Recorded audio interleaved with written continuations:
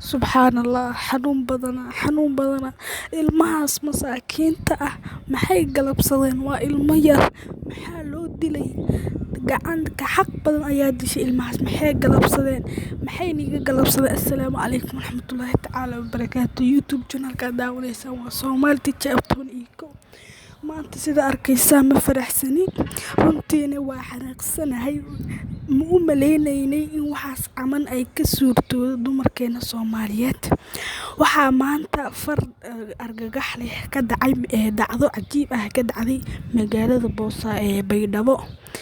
Labadan wiil u jeegtaan, wiilka iyo gabarta u jeegtaan waxaa dishay eedadood.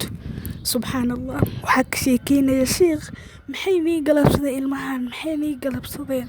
Ilmaha masaakiinta yarta ah weligood dambi ma galin, maxay nii galabsadeen?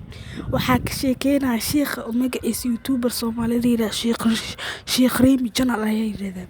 Danka kumatiga ayaa nii soo dhigaya videogaas soo fiirsada. Marka waxaan leeyahay dhacdadaas weligay ma arkin. Waxaana dilay ilmahaas, waxaa dilay eedadooda dishay. Ani maxaa uu qasbay inaa waxaan camal sheego? Weligay ma arkin anoo ka sheekeynaya dhacdooyin iyo waxyaabo murugo leh.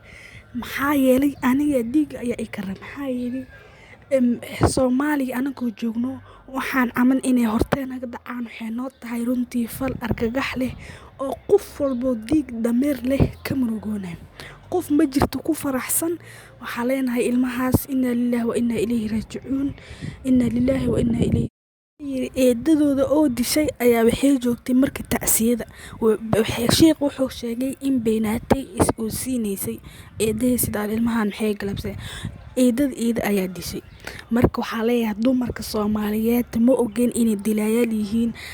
Horta Soomaalida badanaa waxay eeda saaraan nimanka, waxay yiraahdaan nimanka arxan daro, laakiin maanta waxaa eeda la saaraya dumarka. Inna lillahi wa inna ilayhi raaji'uun. Assalaamu calaykum warahmatullahi wabarakaatuh.